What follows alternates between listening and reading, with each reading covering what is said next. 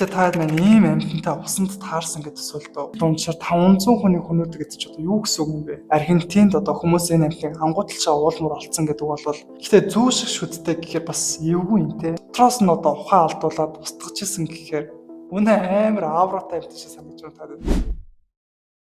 Та хэдэн мянга хэдэн сая жил өмнө амьдарч байсан амьтад яг өнөө цаг үед амьдарч исэн бол ямар харагдах байсан бол гэж бодож байсан уу? Зарим нь маш том хурц шүттэй, зарим нь маш том хэмжээтэй, хүнийг бол хэсгэн хормын дотор тасдан хаях хэмжээтэй нүсэр том амьтдын талаар та хүмүүс сонсч байсан уу? Тэд нар яаж амьдарч, яаж анх өрөө хийж, яаж бие биенийхээ устгаж исэн талаар, мөн дээрээс хүний нүдээр харахад ямар аимшигтай сүртмээр харагдаж байсан талаар та хэд өмнө бодож байсан уу? За, hello guys, дараагийн бичлэгэндээ тавтай морил. За, энэ удаагийн дугаараар хэдүүлээ яах вэ гэхээр маш олон хүмүүс намайг өмнөх дугаарынхаа part 2-ыг хийж өгөөч гэсэн хүмүүс их байсан. Тийм учраас та бүхний хүсэлтээр дэлхийд дээр хэдэн сая хэдэн мянган жил өмнө амьдарч байсан аимшигтай амьтдын талаар part 2-ыг хүргэж байна.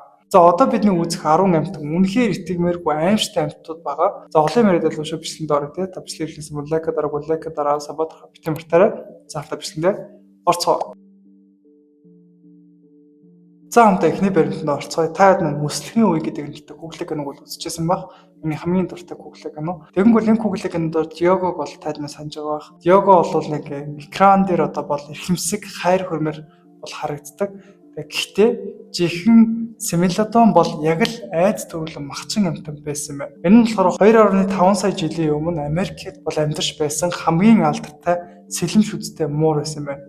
Амнаас нь гарсан 20 см сэлэмшиг шүд нь болохоор харахад айц төрүүлэн гэтээ хүчтэй хаддаг нь маш олон эрдэмтдийн сонирхлыг бол төрүүлсэн юм байна. Зөвхөн 220 фунт л хүчээр бол хадж чадна. Тэр нь болохоор ерөөхдөө бол хүмүүстэй адилхан хэмжээний хүч гаргадаг. Харин уурт хөл нь уурт булчинлаг байсан тул ангаа унгаагаад көзүүн дээр нь яг таг хазаж одоо алж иддэм байна. Гэвч сэлэмшиг шүд нь түүнийг бол аварч чадаагүй. Уур амьсгалын өөрчлөлт болон хүний ангийн улмаас 10,000 жилийн өмнө устж үгүй болсон юм байна. Гэхдээ та хэд өмнө сэлэмшиг шүдтэй муур гэж сонсч байсан уу? За, хамтдаа хоёр дахь баримт руу орцгоё. За, хорой газар алхах нь магадгүй аюултай байж магадгүй. Гэхдээ голын ус руу орох нь хэдэн мянган жилийн өмнө бүрч аюултай байхыг үгүйсэхгүй.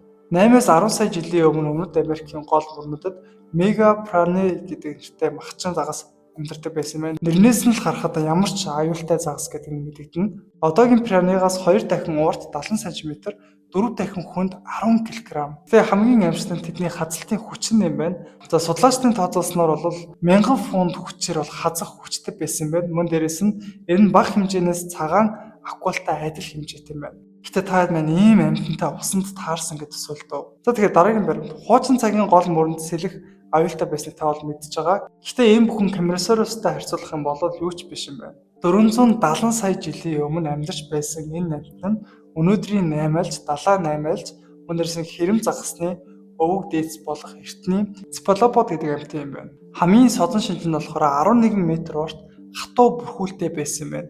Энэ нь болохоор биеийн хамгаалтыг бол бүрэн одоо хамгаалж чадна. Аманд нь болохоор хатуу хушуусаг одоо хазуур байсан ба экзоскелет амьтдын няцалж одоо дотроос нь зөөлөн махыг нь ууж иддэг байсан юм байна. Аз болоход 443 сая жилийн өмнөх ихт одоо мөхөл түүнийг далай 85% амьтдыг хамтаар нүггүй болгосон. Тийм учраас энийг сонсох хүмүүс юу гэсэн бэ гэхээр одоо далай дотор миний тархигүй одоо цамар шиг нэцлэх хэмжээний 8айлж байхгүй байгаа нь талархаж байна гэсэн тийм хөөхөн тийм явуулын яриа өрнөжсэн юм байна. Тэгээ нэрэл энэ 8айлж бол хүний гавлыг бол нэц дарах баха тийм.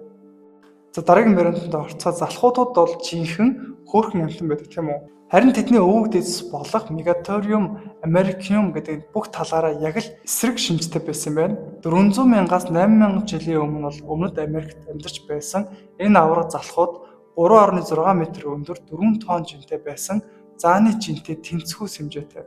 Хэд халууцгаас одоо сэргийлж өсгүй байж магадгүй гэж судлаачид бол үзсэн байна. Гарын шүүршиг 18 см урт хурц сарвуутай. Гэтэ энэ анги өрөө хийхэд биш, харин өндөр өвөс мод унгаахад хэрэгтэй байсан байна. Зарим онолын дагуу тэд хаяа сэг зэвнээс мах иддэг байсан байж магадгүй. Харин зарим судлаачид бүр бага амьтдыг хөмрүүлж сарвундаа тас татаж иддэг байсан гэж үздэг байна. Гэтэ дөнгөж сарын хийсэн баримт 8 сонирхолтой санагдлаа. 12,000 жилийн өмнө Аргентинд одоо хүмүүс энэ амьтыг ангуудалчаа уулмар олцсон гэдэг бол хүн төрлөختөн одоо хэдийн хэдэн мянган жил өмнө аимшигтай амьтад байсан шүү дээ. Гэтэ хүн болвол тэр амьтдаас хэд дахин илүү аимшигтай маа гэдэг бол энэ дээр бол харуулж өгч байна. Би бас энэ дээр бол айгүй санал байна. За, хамтаа дараагийн баримт руу орцгоё. За, Аврах залхуутын сарвуу одоо амь сүрдмэр сонссон байж боловч Тиризинозаврын хажууд бол зүгээр л тоглоом. 70 сая жилийн өмнө Азид амьдарч байсан энэ амьтан 5 метрийн өндөртэй туранхай өлөг гөрөл байсан. Гэхдээ хамгийн аимшигтай нь болохоор 46 см-ийн урт сарвуутай байсан. Энэ нь бүх амьтдын дундах хамгийн урт сарвуутай.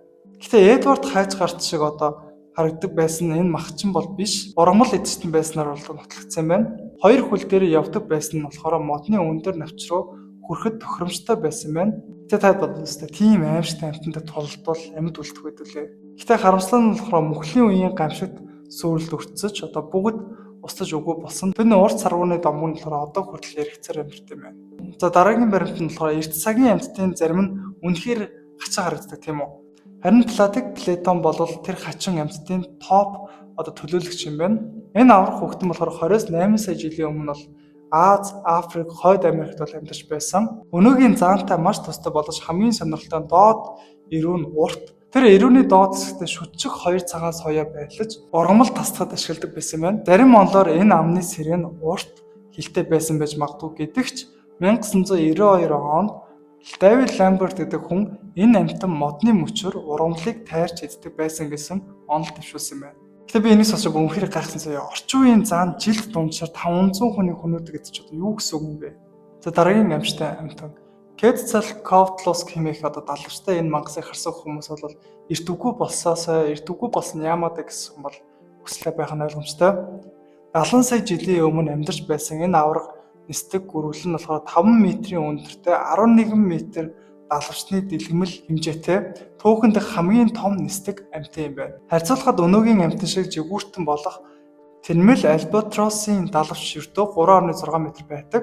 Эхэндээ далай дээгүүр загас агнадаг гэж үзэж байсан ч тэдний чулуутсан ясан тэнгисээс 400 км-ийн зайд газрын доороос олдсон байна. Судлаачид одоо Quetzalcoatlus нь газраар явдаг амьтдыг тэр дундаа бага хэмжээний өлөг гөрвлүүдийг урт нарийнхан хясаа шиг эрүүгээрээ шүүрч аваад бүтнээр нь залгиддаг байсан гэж үздэг юм байна. Дээд тэд нар яасан мэхээр 66 сая жилийн өмнө мөхөж усцсан байна. Гэтэ юм тач өнөө цаг үед нисдэг амьтдаас одоо айхгүй байгаа нь бас нэг төрлийн аз юм шиг санагдаж байна.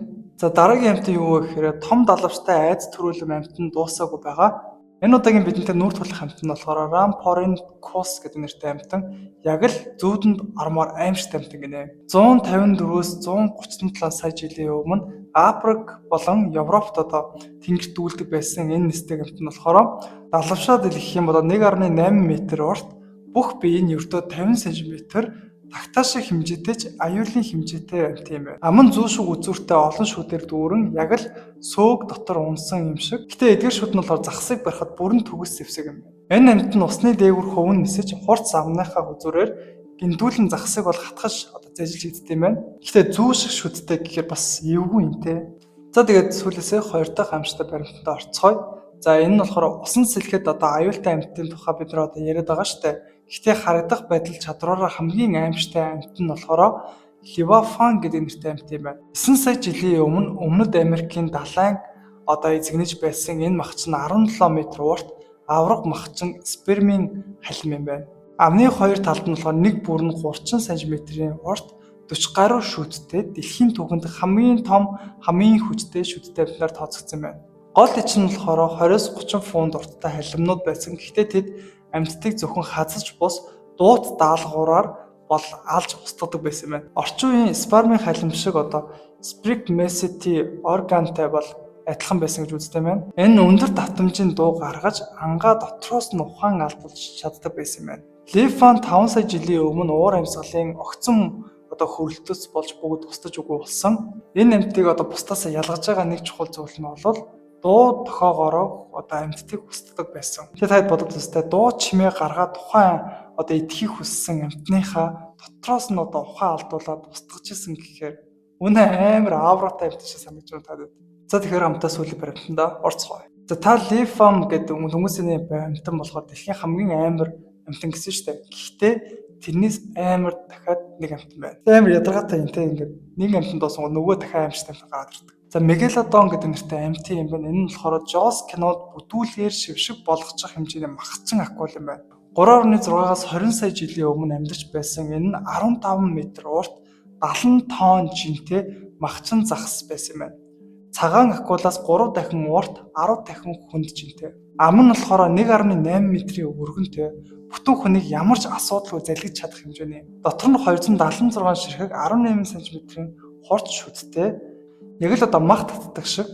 Хазах хүч нь болохоор 40 мянган PC хүчтэй. Энэ нь болохоор цагаан акулаас 10 дахин илүү хүчтэй. Мегалодон ба Левиафан хоёр тухайн үед нэг хичээл дээр одоо өвшөлдөг байсан гэдэг юм байна. Хэрэв тэр хоёр тулгарх юм бол нэг бол Мегалодон ялах уу? Эсвэл нөгөө өмнөх одоо хэлсэн амтан болох Левиафан ялах уу? Та аль нь гэж бодож байна? Комментээр бичээрэй. Тэгэд энэ амтны ясан гэхээр 3.6 сая жилийн өмнө дэлхийн уур амьсгалын эрсдэс хүүтэн болон дулаан бүсүүд устгах үед Мегалодон хоолгүй болж одоо мөхсөн амтнаар тооцогдсон байна. За тэгээд энд хүрээ дугаар маань өндөрлөж байна. Та бүхэн таалагдсан бол мэдээж лайк дараа, саббот хавтыг мартаарай.